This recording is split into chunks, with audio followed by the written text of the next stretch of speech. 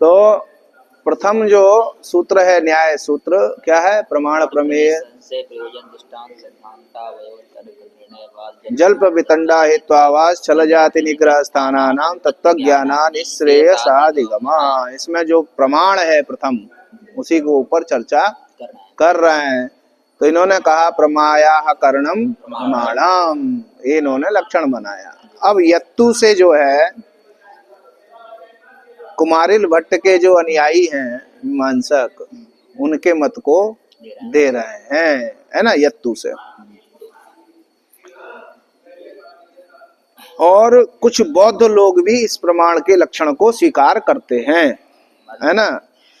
यत्तु अनधिगतार्थगंत्री प्रमाणम इति लक्षणम तन्न, है ना।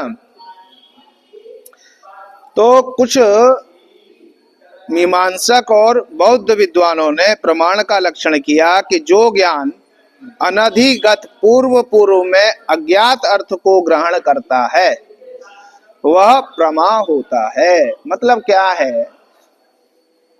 माने अज्ञात का जो ज्ञान होता है, पहला प्रथम जो होता है वही क्या है? प्रमाण है। अब जैसे तुमने एक बार देख लिया फिर दोबारा उसको देख रहे हो तो वो प्रमाण नहीं है, वो तो क्या है? ज्ञात है आपको पहले से। तो जो अज्ञात है ना, तो उसी के लिए कह रहे हैं। जैसे किसी घड़े पर मनुष्य की जो है पहले पहले दृष्टि पड़ी, है ना, तो दृष्टि पड़ने पर उस घड़े का जो पहला ज्ञान होता है, देखा पहली बार और उसको ज्ञान हुआ। अब जो भी ज्ञान हो, वो पहला ज्ञान जो भी हुआ वह अनधिगत अर्थ को ग्रहण करता है। वह ज्ञान किसको ग्रहण करेगा? अनधिगत अर्थ को ग्रहण करेगा, है ना। क्यों? क्योंकि उस ज्ञान से गृहीत होने वाला घड़ा उस ज्ञान के पूर्व क्या रहता है? अज्ञात रहता है, ज्ञात नहीं रहता। अतः वह ज्ञान क्या है? प्रमा है। हाँ, प्रमा है। और उसका जो करण माने इंद्रिया आदि है, नेत्र आदि, वो क्या हो गए? प्रमाण हो गए। वो करण है ना, तो वो क्या हो गया? प्रमाण। तो प्रमाण इन्होंने बताया नेत्र को। नेत्र जो है, हाँ, इंद्रिय है ना भाई। अब देखेगा तो वहां तो चक्षु से ही ना देखेगा, और तो कोई इंद्रिय नहीं ना है, तो वह क्या हो गई? उसमें प्रमाण है। ठीक है ना। तो सामान्य रूप से सभी इस प्रकार से मानते तो सभी है इस प्रकार का, है ना। बहुत गर्म है। तो ये इन्होंने यहाँ पर प्रमाण का लक्षण जो है मीमांसकों का जो मत है उसको इन्होंने यहाँ पर रखा। इस लक्षण से लक्षण करने वाला जो व्यक्ति है उसका आशय यह प्रतीत होता है कि किसी प्रमाण का प्रमाणत्व, किसी भी प्रमाण का जो प्रमाणत्व है वह इसी बात पर निर्भर है कि वह किसी नए विषय का ज्ञान कराए। अतः जिससे किसी नए विषय का प्रथमतः अज्ञात विषय का ज्ञान संपादित ना हो, जिससे ना हो, वह प्रमाण नहीं है। ये निष्कर्ष निकला। ठीक है ना। प्रमा का प्रमात्व भी इसी बात पर निर्भर है कि वह किसी नए विषय का ग्रहण करे। ठीक है ना। यदि कोई ज्ञान पूर्व ज्ञात अर्थ को ग्रहण करता है तब तो वह केवल क्या है? माँ है, प्रमा नहीं है। प्रकर्ष उसमें तभी आएगा, हाँ, जब वो अज्ञात का ज्ञान कराएगा। ठीक है, नहीं तो वो खाली क्या है? माँ। हाँ, प्रमा नहीं है ना। माँ जो है वो केवल क्या होगा? साधारण ज्ञान मात्र होगा, है ना। उसका प्रकर्ष क्या होगा? नहीं होगा ना कोई प्रकर्ष। वह प्रमा कैसे कहलाएगा? अतः प्रमा और प्रमाण होने के लिए विषय की नवीनता, पूर्व अज्ञातता अनिवार्य है। विषय की नवीनता हो और पूर्व में वह अज्ञात हो। समझ में आया?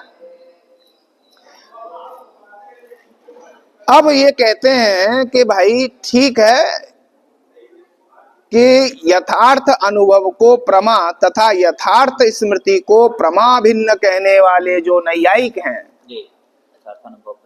भाई यथार्थ अनुभव जो है वह क्या है? प्रमा है ना। और यथार्थ जो स्मृति है वह क्या है? प्रमा से भिन्न है ना। तो कहते हैं नैयायिकों का भी यही अभिप्राय प्रतीत होता है कि अनधिगत अर्थ को ग्रहण करने वाला ज्ञान प्रमा और अधिगत अर्थ मात्र को ही ग्रहण करने वाला ज्ञान क्या है? प्रमा से भिन्न है ना। प्रमा से भिन्न ना है, स्मृति जो है वह क्या है? प्रमा से भिन्न मानते हैं, ठीक है ना। यदि ऐसा ना हो तो यथार्थ अनुभव को प्रमा और यथार्थ स्मृति को प्रमा भिन्न कहने का कोई भी इनके पास उचित आधार, इसका मतलब यह भी इस चीज को स्वीकार करते हैं, है ना। क्योंकि दोनों में केवल अंतर इतना ही है कि अनुभव क्या है? पूर्व अज्ञात अर्थ को ग्रहण करता है और स्मृति सदैव जो है पूर्व ज्ञात ही अर्थ को क्या करती है? ग्रहण करती है। जो उसको ज्ञात है, पहले से देखा हुआ समझा हुआ है, उसी की हमको क्या होती है? स्मृति होती है। अच्छा, प्रतिविज्ञा में क्या है? प्रतिविज्ञा में इंद्रिय एक विशेष जो है, उसमें वस्तु तो समझा रहता है पहले से, लेकिन जब वो उसको देखता है दोबारा तब उसको प्रतिविज्ञा होती है। उसमें इंद्रिय जो है वो कारण हो जाता है ना। चलिए, तो स्मृति हमेशा क्या है? पूर्व ज्ञात अर्थ को ही ग्रहण करती है। अतः नैयायिकोक्त प्रमा लक्षण में अनधिगतार्थ गंतृत्व का शब्दतः सन्निवेश न हो करके, शब्दतः उन्होंने इस प्रकार का सन्निवेश नहीं किया, फिर भी तात्पर्यतः उसका सन्निवेश मानना तथा यथार्थानुभव प्रमा, इस लक्षण में अनुभव शब्द को उसका सूचक मानना उचित प्रतीत होता है ना। क्योंकि अनुभव जो है वह क्या होगा? अनुभव अज्ञात का ही होता है। जो ज्ञात है उसका अनुभव, उसकी तो स्मृति होती है महाराज, है ना। तो यथार्थ अनुभव माने इन्होंने जो अनुभव कहा प्रमा को, है ना, तो अनुभव शब्द से ये द्योतित होता है कि ये भी इस लक्षण को कुछ अंशतः स्वीकार करते हैं, ठीक है ना। किंतु तर्क भाषाकार का कथन यह है कि अनधिगतार्थ गंत्री प्रमाणम प्रमा का यह लक्षण ठीक नहीं है। तन न करके जो है उसको खंडन कर रहे हैं। कहते हैं क्यों? कहते हैं कि क्योंकि प्रमा का यह लक्षण मानने पर एक ही घट को ग्रहण करने वाले अनेक प्रत्यक्षात्मक जो ज्ञान है, उन ज्ञान का जब अव्यवहित क्रम से जन्म होता है, वह ज्ञान जब अव्यवहित क्रम से उत्पन्न होते हैं, ठीक है ना, और जिन्हें हम क्या कहते हैं? धारावाहिक ज्ञान कहा जाता है। उन ज्ञान को क्या कहा जाता है? धारावाहिक ज्ञान कहा जाता है। अच्छा, वो क्रम से होते, घटोयम घटोयम घटोयम, इस तरीके से। तो अब ये नहीं है कि वो दूसरा वाला जो ज्ञान है वो प्रमा नहीं है, उसको भी क्या मानते हैं? प्रमा मानते हैं, ठीक है ना। तो हम उन ज्ञानों को क्या कहते हैं? धारावाहिक ज्ञान कहते हैं, जिन सबको सभी शास्त्रों में क्या माना जाता? सभी शास्त्र क्या मानते हैं? प्रमा मानते हैं, ठीक है ना। उनमें प्रमा का यह जो लक्षण है कि केवल पहला ही ज्ञान क्या होगा? प्रमा होगा, यह लक्षण की क्या हो जाएगी? व्याप्ति हो जाएगी। समझ में आई बात?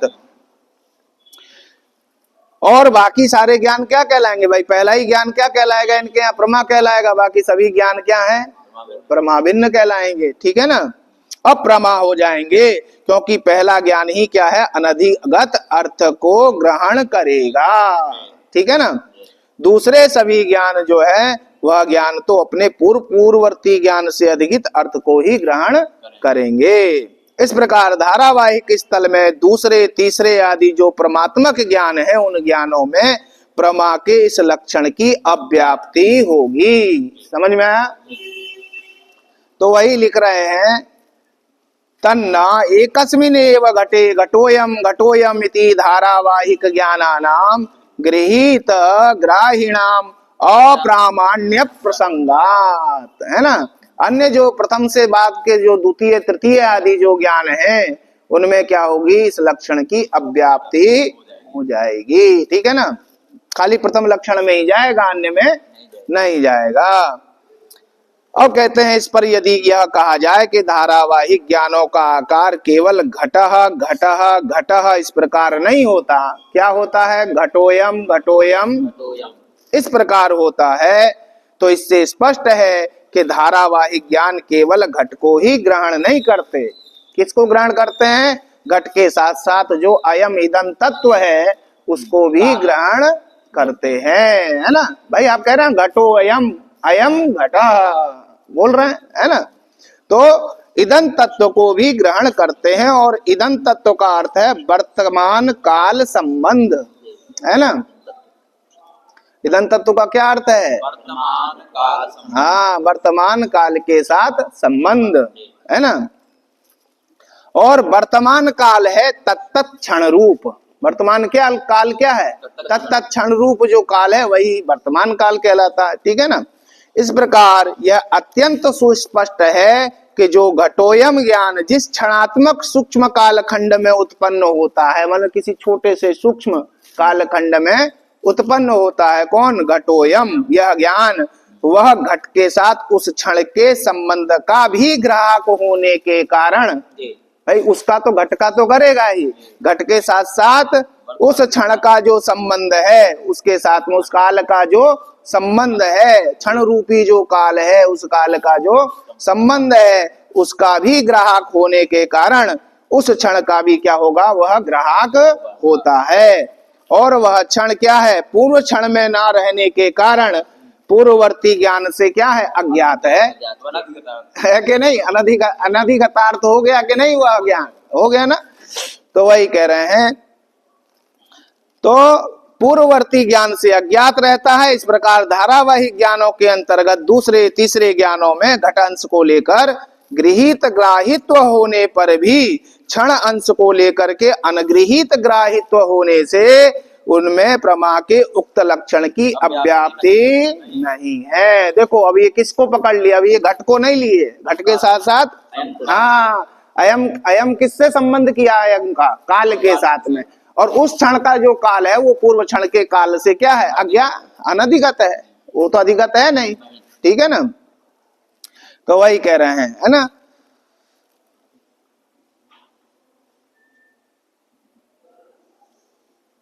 तो अव्याप्ति जो है नहीं हो सकती, तो कह रहे हैं यह कथन ठीक नहीं है ना? क्यों? क्योंकि प्रत्यक्षात्मक धारावाही ज्ञानों को सूक्ष्म कालखंड का ग्राहक नहीं माना जा सकता, है ना? कि भाई वो सूक्ष्म कालखंड का भी ग्राहक होगा, ऐसा नहीं मान सकते। क्यों? तो कह रहे हैं कारण है कि प्रत्यक्ष ज्ञान यदि सूक्ष्म कालखंडों को ग्रहण करेगा, है ना? प्रत्यक्ष ज्ञान यदि सूक्ष्म कालखंडों को तो क्रिया से लेकर, जब जहां से शुरू हुई क्रिया, और क्रिया से लेकर संयोगांत पदार्थों में, माने अंतिम में क्या होता है? संयोग होता है। तो उन पदार्थों में अर्थात अव्यवहित क्रम से उत्पन्न होने वाली क्रिया, फिर उसके बाद क्या हुआ? विभाग, पूर्व संयोग नाश, उत्तर संयोग, इन चार पदार्थों में एक काल में उत्पन्न होने का भ्रम फिर नहीं हो सकेगा। ये जो आपको भ्रम होता है कि क्या हो रहे हैं सभी एक काल में हो रहे हैं, यह भ्रम फिर नहीं हो पाएगा। फिर आपको क्या होगा? काल समझ में आएगा कि इसमें क्रिया हो रही है, इसमें विभाग हो रहा है, उत्तर देश सही, पूर्व देश का नाश, उत्तर देश का संयोग हो रहा है। फिर आपको फिर जो है अलग अलग भेद हो जाएगा, है ना? काल माने एक काल में उत्पन्न होता है, यह जो भ्रम है यह भ्रम आपका उत्पन्न ही नहीं होगा, है ना? और जबकि होता है, भ्रम होता है ना कि एक काल में उत्पन्न हो गया। हाँ यही कह रहे हैं ना। कहने का आशय यह है कि क्रिया, विभाग, पूर्व संयोग नाश और उत्तर संयोग, इन चारों में क्या है? कार्य कारण भाव है ना? पहले क्रिया, क्रिया से क्या हुआ? नाश। हाँ, क्रिया से विभाग, ठीक है ना? फिर विभाग से पूर्व संयोग नाश, फिर पूर्व संयोग नाश से, अरे भाई जब तक पूर्व संयोग नाश नहीं होगा तो उत्तर संयोग कैसे होगा? तो उत्तर संयोग का कारण कौन हुआ? पूर्व संयोग नाश। पूर्व संयोग नाश का कारण कौन हुआ? विभाग। विभाग का कारण कौन हुआ? क्रिया। समझ में आई? तो कार्य कारण भाव इन चारों में, अर्थात क्रिया जो है वो विभाग का कारण है, विभाग पूर्व संयोग नाश का, और पूर्व संयोग नाश किसका कारण है? उत्तर संयोग। ठीक है ना। कार्य कारण में भिन्न कालीनता क्या होती है? स्वाभाविक है भाई। कार्य और कारण एक समय में नहीं हो सकते हैं ना। जो कार्य है वो और जो कारण है उन दोनों का काल क्या होगा? भिन्न होगा। अब आप सोचें कि उसी में कारण, उसी काल में कारण भी रहे और उसी काल में कार्य भी रहे, तो ये संभव नहीं है ना। तो स्वाभाविक है कि कार्य कारण में भिन्न कालीनता होती है ना। अतः यह चारों पदार्थ भिन्न भिन्न अव्यवहित क्षणों में क्या होते हैं? उत्पन्न होते हैं। भिन्न भिन्न जो अव्यवहित क्षण है, एक दूसरे के बाद के जो क्षण हैं भिन्न भिन्न, उनमें क्या होते हैं? उत्पन्न होते हैं। यह बात सुनिश्चित है। किंतु इन क्षणों में इतनी अधिक सूक्ष्मता और व्यवधान शून्यता है कि इनमें परस्पर भिन्नता प्रतीत ही नहीं होती, भेदग्रह ही नहीं हो पाता, है ना। फलतः इन क्षणों में उत्पन्न होने वाले पदार्थों में भिन्न कालीनता की भी प्रतीति नहीं होती है। ठीक है ना। और इसका परिणाम क्या होगा? तो कहे इसका परिणाम यह होता है कि इन विभिन्न क्षणों में उत्पन्न होने वाले क्रिया, विभाग आदि चारों पदार्थों में एक कालीनता का भ्रम होने लगता है। हमको ये होने लगता है कि ये सभी क्या है? एक कालीन है ना, एक काल में हो रहा।